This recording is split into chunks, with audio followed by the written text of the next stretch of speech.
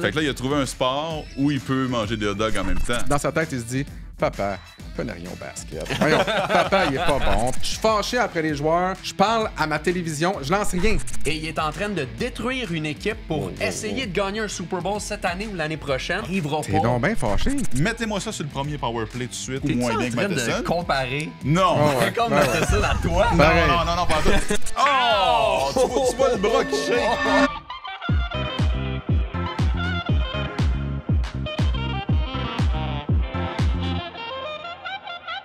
Les Rois du Sofa, épisode numéro 1. Michel, à quoi on s'attend des Rois du Sofa?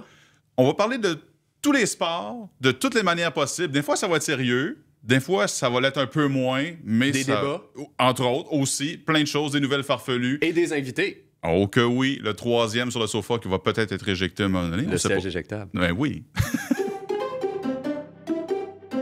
JC, il y a une équipe de la ECHL, les Lake Monsters de Tao. Ça, c'est l'équipe qui est affiliée aux Golden Knights de Vegas dans la ECHL.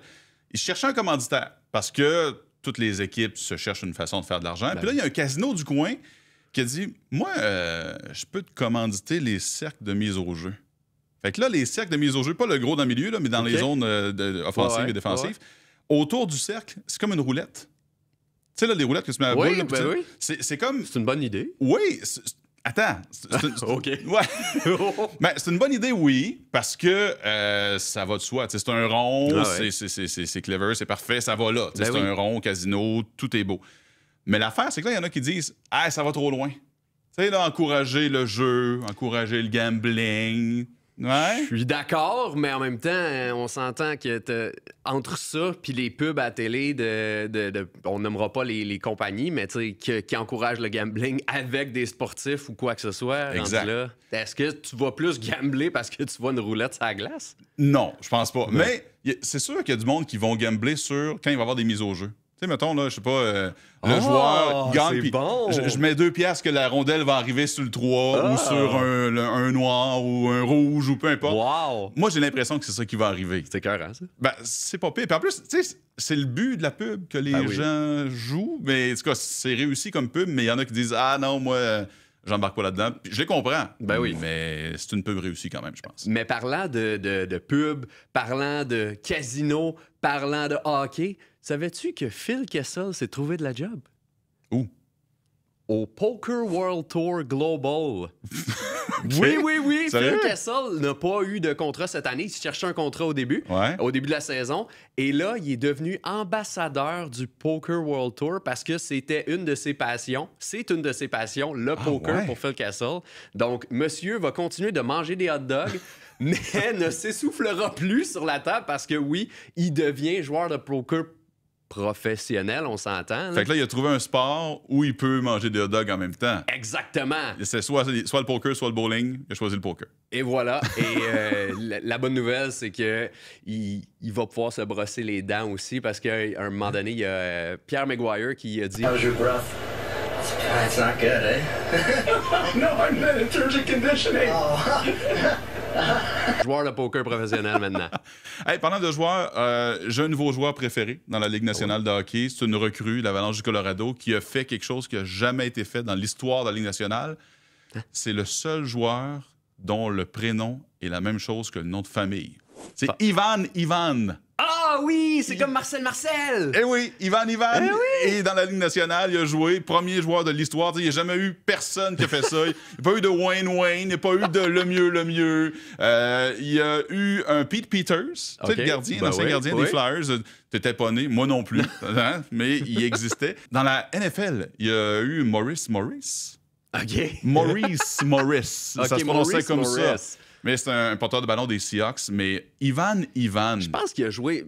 Peut-être je me trompe, il a joué dans la LHJMQ, ce gars-là. En tout cas, il a été au Ça championnat se peut. mondial de hockey junior. Ça, je m'en rappelle. Comme Marcel. Oui. Mais... Je me rappelle, quand il était au championnat du monde de hockey junior, il y avait eu une erreur sur son nom qui avait été écrit au bas de l'écran. C'est marqué Ivan. Fait que là, il y a des gens qui pensaient que son middle name, c'était Ivan aussi. C'est pas ça. C'est juste Ivan, mais c'est mon préféré. Hey, tu peux pas ne pas aimer ce gars-là. On va t'acheter un chandail de Ivan. J'en Puis veux on un. va mettre les deux Ivan dessus. Dans le nom en arrière, Ivan. T'as parlé de la NFL. Ouais. Ça, c'est un autre registre complètement de nouvelles loufoques. La NFL, jeudi dernier, il y a eu un jeu controversé. Il y a un retourneur de beauté qui s'appelle Dee Williams des Seahawks qui a touché au ballon avec son doigt avant d'échapper le ballon. Le ballon a été recouvert par les 49ers. Il jouait contre les 49ers. Et finalement, avec les reprises vidéo, on a redonné le ballon aux Seahawks parce qu'on n'a jamais vu qu'elle avait été touchée par le doigt. OK. La NFL est sortie publiquement pour dire que les caméras de télévision, les angles de caméras de télévision étaient meilleurs que ses propres angles à elle. Hein? Oui. Et là... C'est pas les mêmes? Non. Non, on peut zoomer plus à la télé, on peut montrer plus de choses. Et là, moi, je me demande, mais pourquoi? Ben oui. Mais pourquoi? T'sais, en plus, le match est diffusé sur Amazon. Là, on s'entend que tu peux en acheter des caméras, tu peux en acheter des TV. Fait que la NFL a des moins bons... Les arbitres de la NFL ont des moins bonnes reprises que la télévision. Rendu là, branchez-vous le troc de... peu importe, là c'était Amazon, mais si c'est Fox, c'est Fox. Si c'est NBC, c'est NBC. Ça explique des choses. Sens. Mais peut-être que la NFL aimerait utiliser les images des autres postes de télé, puis les autres postes de télé disent « Ah, si tu veux utiliser nos images de façon professionnellement parlant, paye. » Je sais pas. J'ai aucune idée. En même temps, rendu là, paye. c'est quand même assez ridicule. Hein? J'avoue, c'est weird. C'est pour ça que mes Cardinals perdent tout le temps. C'est à cause des reprises des arbitres. Non. Premier invité du siège éjectable, Alex Tourigny, bienvenue. Hey, merci de m'accueillir, je suis vraiment très, très choyé.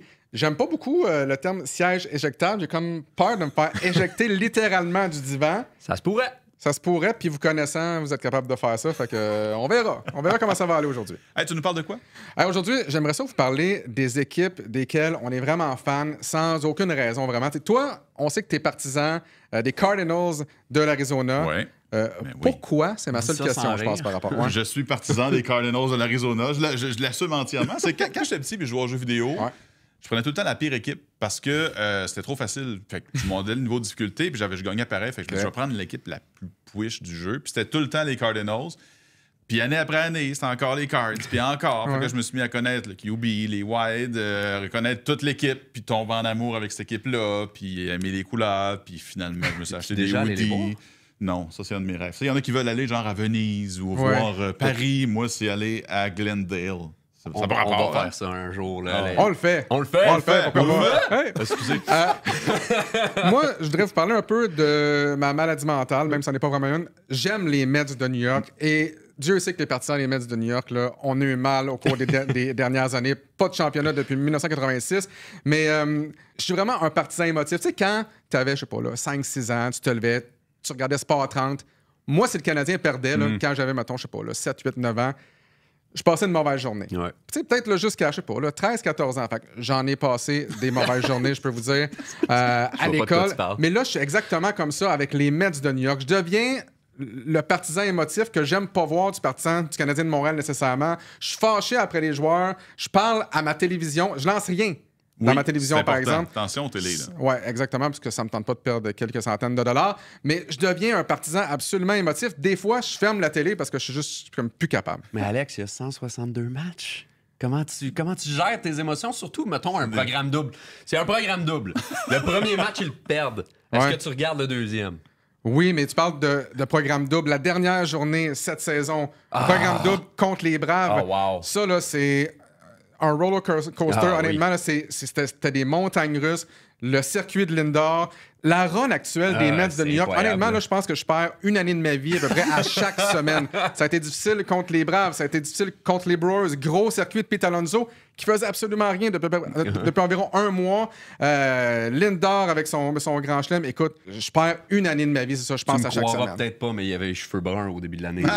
C'est pas à cause de mon gars. C'est pas à cause de mon gars, c'est à cause des Mets. Je parlais de ton chandail, c'est ça, c'est les couleurs des Mets, ça, là. José Iglesias, Candelita avec sa chanson OMG, Oh My God. Écoute, tu vois les partisans des Mets avec des pancartes OMG. Il y a une pancarte dans le dugout des Mets également. C'est absolument fou ce qui se passe présentement. Écoute, Les Mets, j'adore ça aussi parce qu'ils sont capables de surfer sur des tendances. Grimace, grosse douceur, est arrivé, a lancé le lancer protocolaire à un match des Mets. Ça a changé la saison de bord. Les Mets étaient 11 matchs sous 500. Grimace arrive le mois de juin, ça a été exceptionnel. Il y a un paquet de trends comme ça qui arrivent et les Mets surfent là-dessus. Et pour montrer, on s'accroche à plein d'affaires. Pour montrer que c'est un fan fini, là, il m'a envoyé un screenshot. Il a acheté un chandail de grosse douceur qui effectue le lancer protocolaire. Ouais. C'est écœurant. T'as des étoiles dans les yeux quand tu parles. C'est écœurant. Puis, je suis triste parce que est-ce que vous savez quand je vais recevoir ce chandail-là? Cet après-midi. Là, cet après-midi. Sinon, je vous jure que je l'aurais porté ici. Mais pourquoi on se fait ça comme partisan? D'être partisan d'équipe, des fois absolument random. C'est pas. Ça fait mal au cœur. La prochaine fois, il faut que tu le portes, par exemple. Ouais, exactement. Ça, c'est sûr et certain. Si vous me réinvitez. Wow. Ça, ça va bien. Ça, c'est une façon de se faire inviter. Aussi, messieurs, j'aimerais vous parler de sport avec les enfants. Je sais pas si tes garçons font du sport, toi non plus, JC. Mon plus vieux, oui. Mon plus jeune, plus artiste. OK. Ouais. Ouais, 2 et 4 ans, le sport, c'est dans le couloir. C'est correct. Moi, mon gars a commencé à jouer au soccer il y a 2 ans, fait, quand il avait 4 ans. Puis, écoute, soccer, c'est vite dit. Là, je pense qu'il aime ça courir plus que jouer avec le... Il court avec le ballon ou sans le ballon, tout simplement. Mais j'aime ça le voir aller. Puis c'est drôle parce que, tu sais, je me dis, je vais le laisser aller, je vais rien dire, je vais être un bon papa. Mais, tu sais, à cet âge-là, ils savent clairement pas ce qu'ils font. Ben non. Mon plus vieux jouait au soccer quand il était petit, puis il y a un avion qui passait dans le ciel. Ben ouais. Toute l'équipe arrêtait. Il regardait l'avion. Là, t'as le ballon qui passe. Puis s'en fout du ballon. Il y a un avion. Au baseball, ils font des châteaux de sable ou ils tondent le gazon. Ouais. J'ai connu ça. Je vous parle de ça parce que cette année, LeBron James va jouer avec son fils, Bronny James. LeBron l'a toujours dit, j'ai hâte de jouer avec mon gars. Je vais jouer aussi longtemps qu'il le faudra pour avoir la chance de jouer avec Bronny, qui a été repêché par les Lakers au dernier repêchage. Puis c'est drôle parce que, tu sais, LeBron, c'est son rêve là, de jouer avec son gars. Puis Bronny, là, comme n'importe quel enfant, n'importe quel fils, là, lui, c'est juste papa. Puis je suis sûr que dans sa tête, il se dit, papa, connais rien au basket. Voyons, papa, il est pas bon. Papa, c'est un... faire ça, voyons donc, pourquoi? Tu sais, lui, là, il est comme... Quand on lui pose des questions à Bronny, il est vraiment tranquille. Il lui dit, bon, ouais, je joue avec mon père. Tu sais, c'est normal. Puis là, LeBron, je suis tellement content de jouer avec mon gars. Tu vois que peu importe que tu sois millionnaire, peu importe ta situation dans la vie, ton gars va toujours un peu se foutre de toi, entre guillemets. Puis papa connaît rien. Puis papa sait rien. Puis c'est tout le temps comme ça. Mais pas LeBron, mais Bronny, il est-tu assez bon pour jouer dans l'NBA? Parce que, tu sais, oui, il joue avec son père, puis là, il a été repêché, mais il est-tu vraiment aussi bon qu'il le faut pour jouer dans la NBA ou c'est juste parce que c'était le fils? On s'entend qu'il est là parce que c'est son fils. Là. Ben, j'imagine, mais là, on parle un pro du basket. Oh, oui. Ben, c'est parce que souvent, tu as des gars qui vont jouer NCAA, puis on va dire son type de jeu sera pas bon dans la NBA. Puis il y en a un paquet, là, des vedettes NCAA qui sont arrivés dans la NBA puis n'ont absolument rien fait. Bronny, on dit le contraire de lui. Bronny, son style de jeu est mieux fait pour la NBA que la NCAA. C'est un peu comme dire qu'un gars dans la LNH, un joueur est mieux fait pour la LNH que la Ligue américaine de hockey. Mais si c'était pas Bronny James, si c'était pas le fils de LeBron James, on n'en parlerait pas autant. On n'a jamais autant parlé d'un choix de 2e tour comme ça. Quoique Nikola Jokic, un choix de 2e tour qui a été choisi pendant une pub de Taco Bell.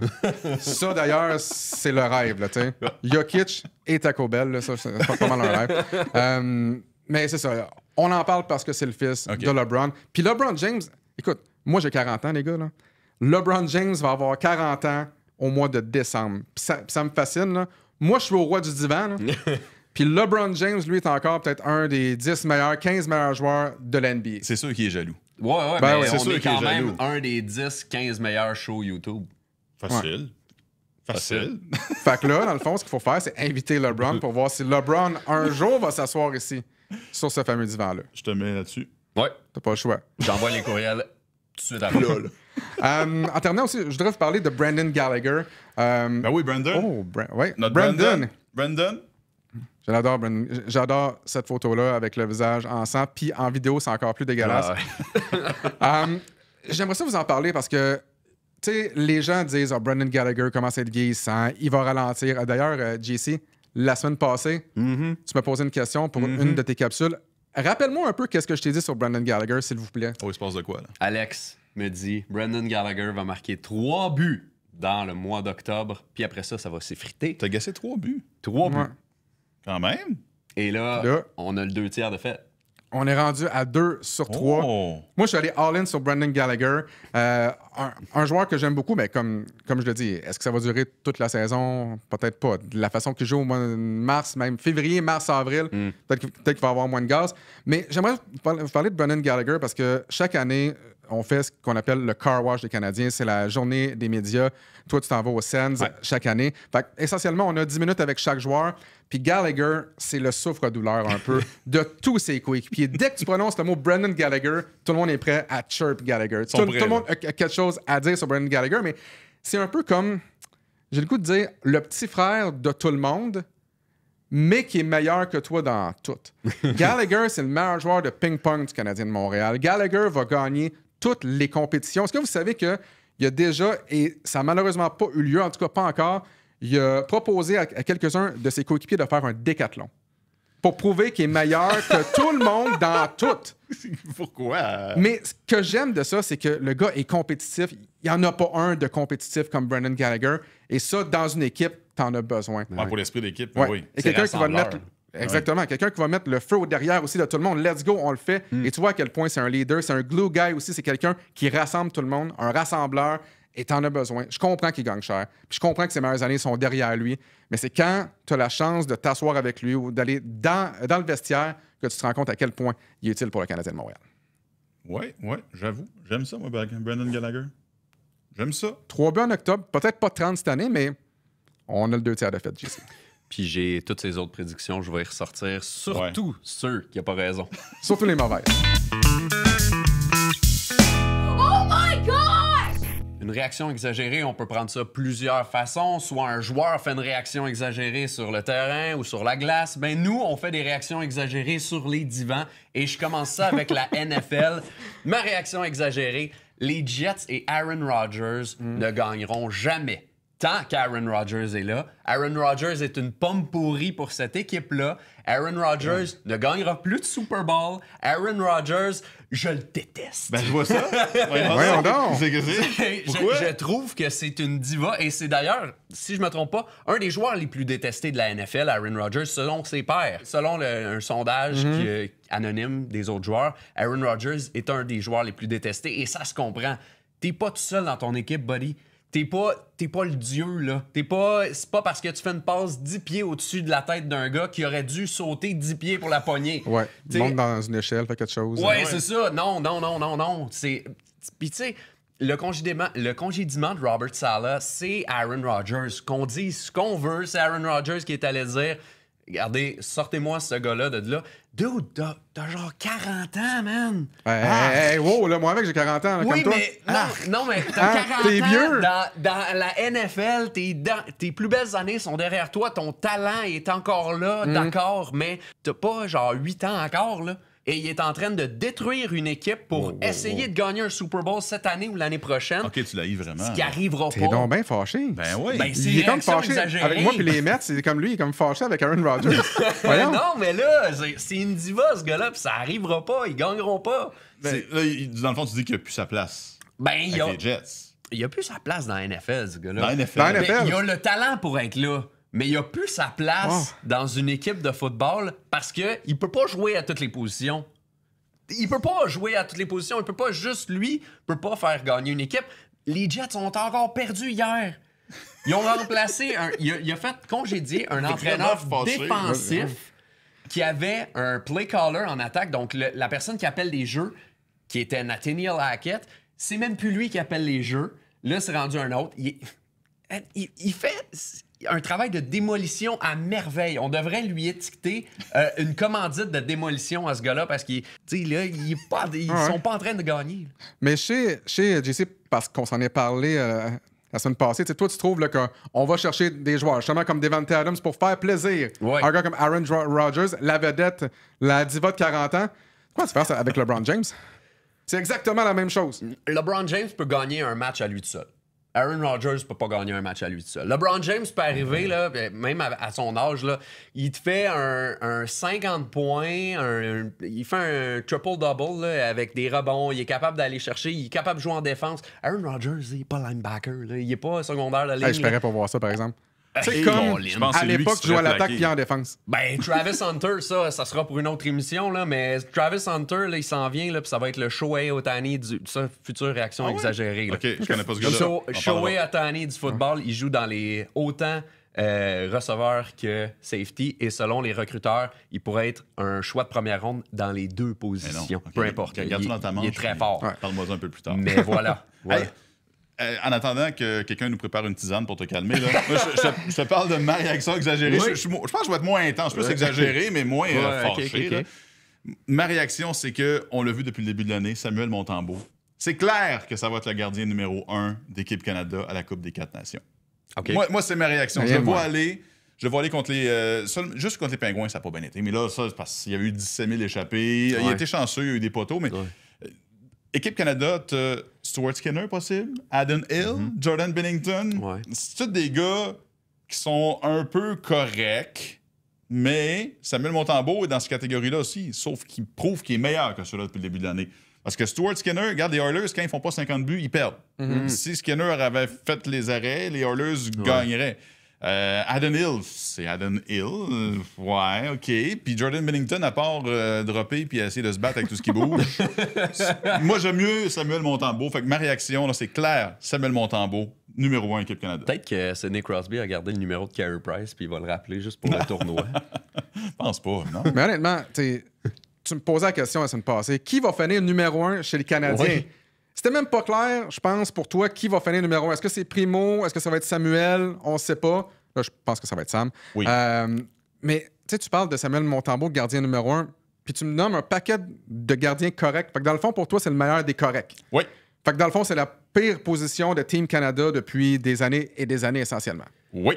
Ben, des années et des Fait que dans le fond, années. c'est pas une réaction exagérée, c'est la réaction correcte. Je pense que tu as raison. Je suis pas tant d'accord, par exemple, que ça fait des années que la position de gardien de but est vraiment moribonde. Là, dans le Non, c'est sens pas ça que où- je dis. Je Ok. dis là. Mais présentement, ça. C'est un peu compliqué. On forme plus beaucoup de gardiens d'excellents. Mais j'ai hâte de voir Samuel Montembeault dans une équipe excellente en défense. Là, il y a un paquet de jeunes défenseurs devant lui. Soit 45 tirs par game. C'est ça. Là, quand il va en recevoir 15, 16, à quoi ça va ressembler? Il va toutes les arrêter. Il va peut-être moins s'essouffler.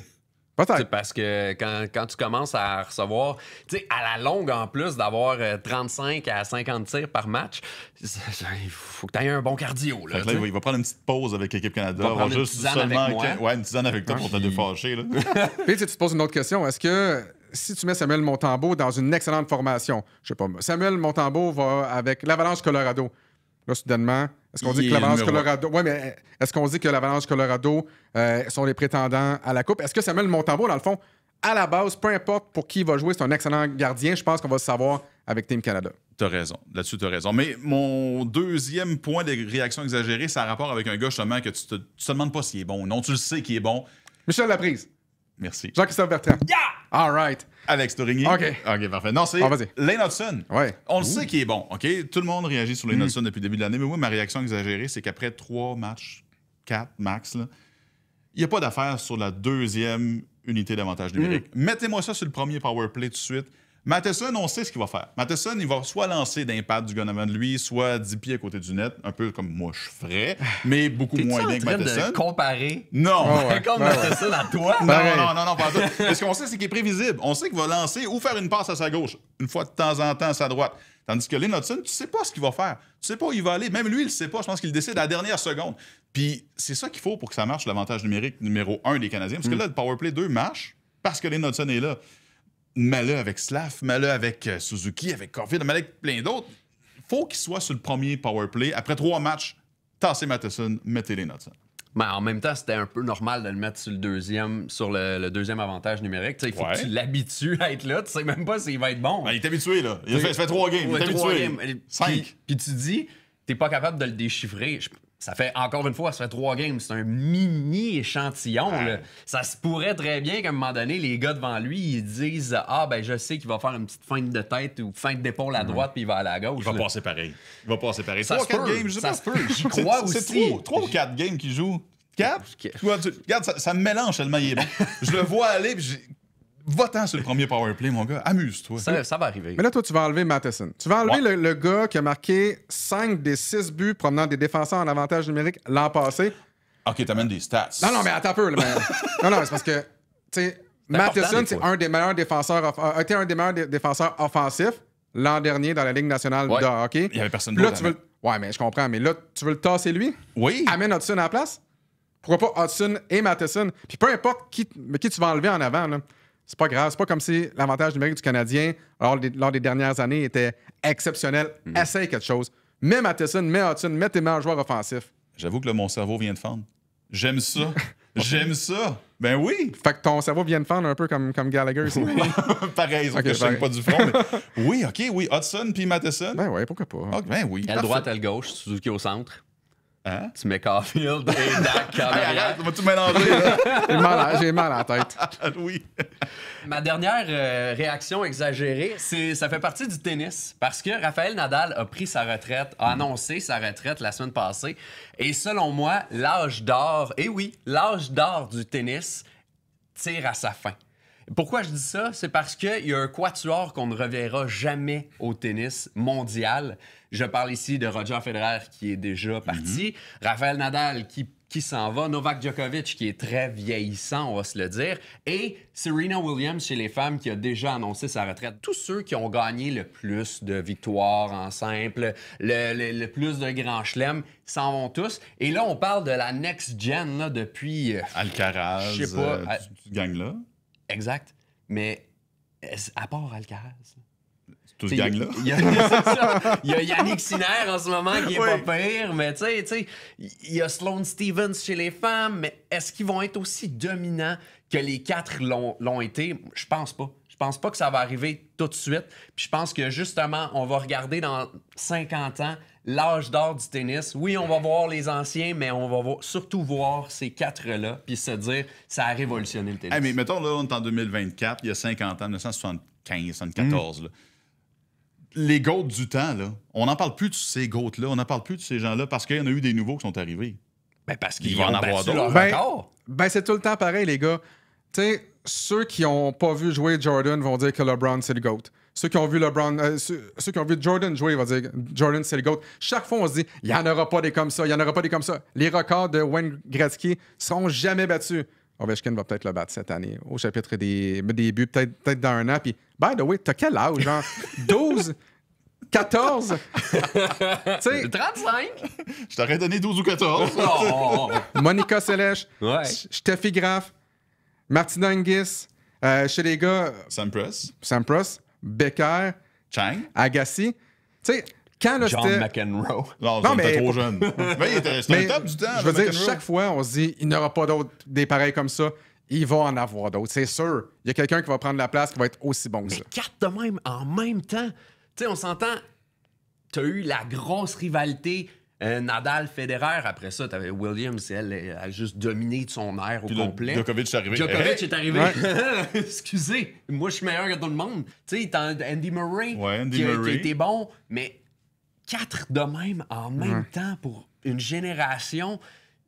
Tu sais, je pense que plus tard, on va se dire qu'on a été choyés d'avoir ces 4-là, puis de voir ces 4-là évoluer ensemble. Je suis pas sûr qu'il va en avoir encore 4. Quand il va y avoir 4 autres nouveaux qui vont dire, hey, on était choyés d'avoir vu les 4 avant. Ouais, c'est ça. Mais tu vois, moi, on va les parler gars, dans mon temps. en mon temps, moi, je suis content que tu te sois pas fâché pour une fois. Oui, c'est vrai. Ça fait du bien de voir que ta grosse veine du cou est ça. comme normale. La tisane est prête, là, ça sent. Sans la camomille. J'y vais, là. J'y vais. Et voilà, on a les droits.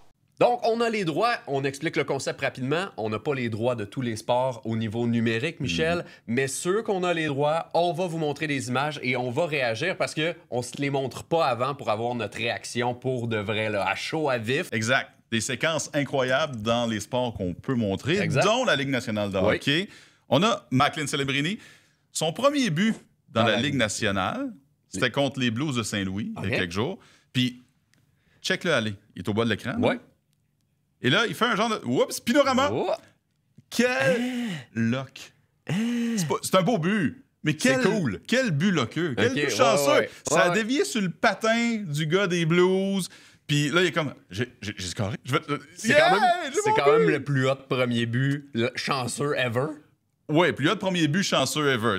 Mais rajoute le mot chanceux, parce qu'il y en a eu des beaux premiers buts. Mais regarde, ça a dévié sur le gars. Aïe. Ça, c'est le genre de but que moi, je fais dans ma ligue de garage. Mais que je tente un jeu par rapport, puis ça marche. T'es capable de faire un spinorama.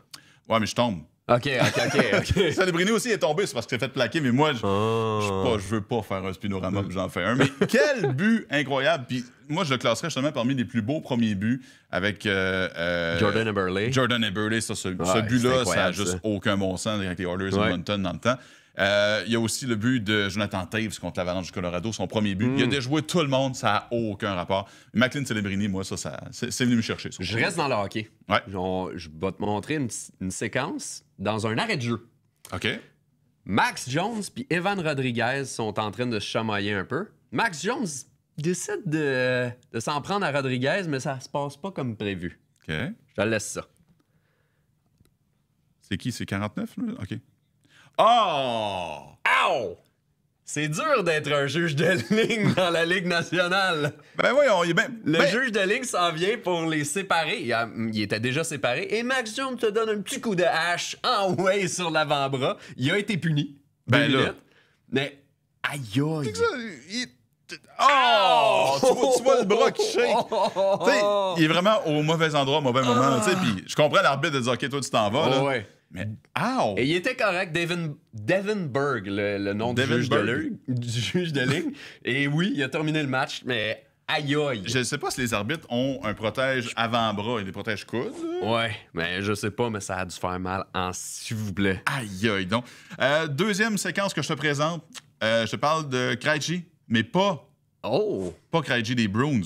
Vite, Krejci. Vite, Krejci. Vite. Est-ce qu'il va vite? Ah, il va très vite, ça passe, va très vite. Regarde, la petite passe par en dessous. Wow! Comme au ballon chasseur. Pareil comme au ballon chasseur. C'est un assist. C'est de la passe, hein? Oh, Trae Young qui est très Trae Young, content. il en revient pas. Mais tu sais, quand tu rends Trae Young impressionné, c'est parce que t'as fait quelque chose de beau. Ah, c'était incroyable, ça. C'est vraiment le ballon chasseur. Ah, ouais! Puis c'est comme une passe dans les terrains de basket qu'on s'amuse. On n'est pas si bon que ça au basket. Mais regarde, tu fais une passe comme ça dans terrain de basket à côté de chez vous, tout le monde... Puis ça a passé proche d'être intercepté. Tout le monde fait comme « OK, la passe ». Mais lui, il a fait ça dans NBA. Oui. C'est pas un match officiel, c'est un match préparatoire. Non.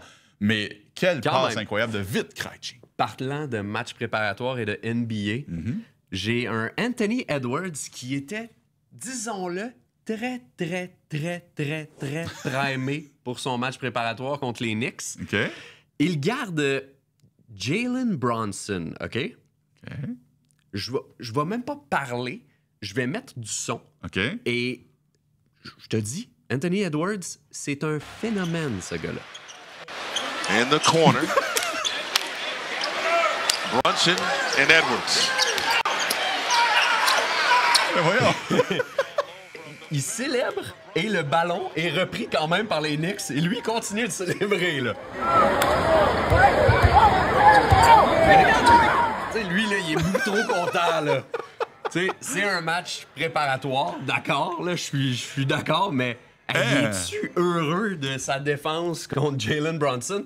On s'entend, meilleur contre meilleur, tu veux toujours te comparer, tu veux toujours être meilleur que l'autre. C'est un match préparatoire, Anthony. Calme-toi! Hey, ça doit être déconcentrant. T'as un gars qui niaise, un truc qui applaudit, qui gueule, qui crie pour aucune raison. Tu veux juste faire un panier, là. C'est ta job, là, tu sais. Puis là, t'as l'autre qui tape dans ses mains. C'est tout à fait légal. J'aime ça. Anthony Edwards? Anthony Edwards, un joueur à surveiller parce que le bon Ant, là, il vient de gagner la médaille d'or avec les États-Unis d'Amérique. Ah oui. À Paris. Un pays en bas de nous autres, ça, je pense. Je suis pas pire en géographie. Ah, t'es excellent en géographie.